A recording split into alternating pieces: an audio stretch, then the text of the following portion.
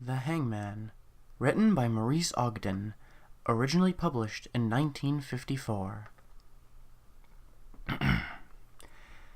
Into our town the hangman came, smelling of gold and blood and flame, and he paced our bricks with a different air, and built his frame on the courthouse square.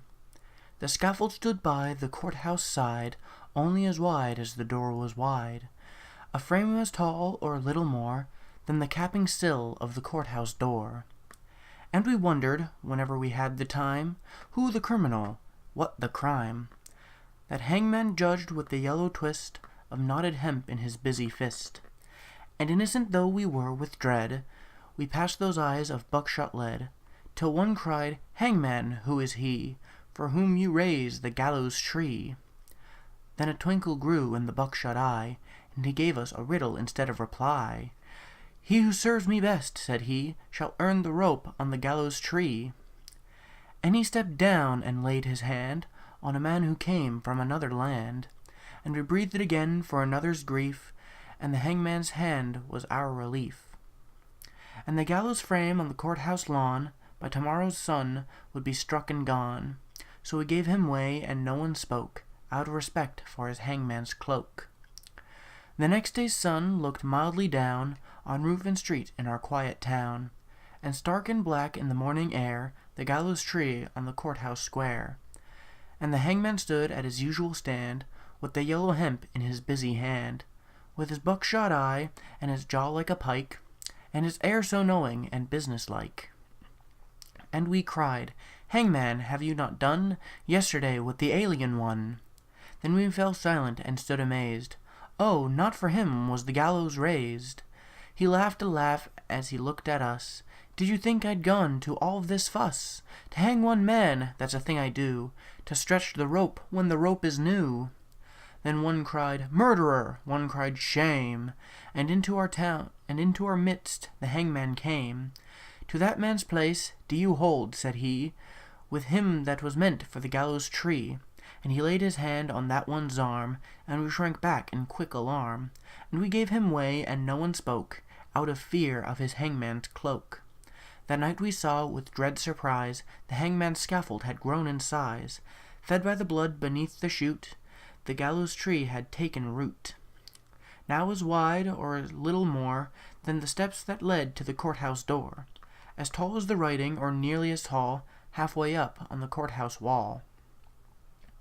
The third he took, we had all heard tell, was a usurer and infidel.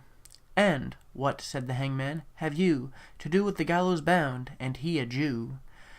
And we cried out, "Is this one he who has served you well and faithfully?" The hangman smiled. "It's a clever scheme to try the strength of the gallows beam." The fourth man's dark accusing song had stretched out comfort hard and long. "And what concern," he gave us back, "have you for the doomed and black?"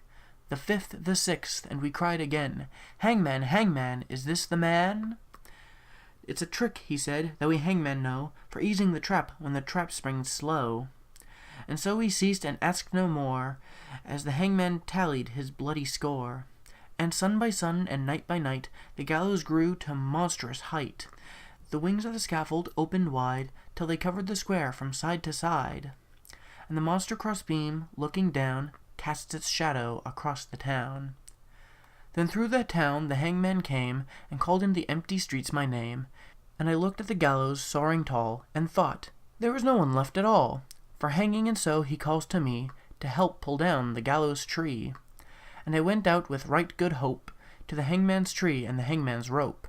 He smiled at me as I came down to the courthouse square through the silent town, and supple and stretched in his busy hand was the yellow twist of the hempen strand, and he whistled his tune as he tied the trap, and it sprang down with a ready snap.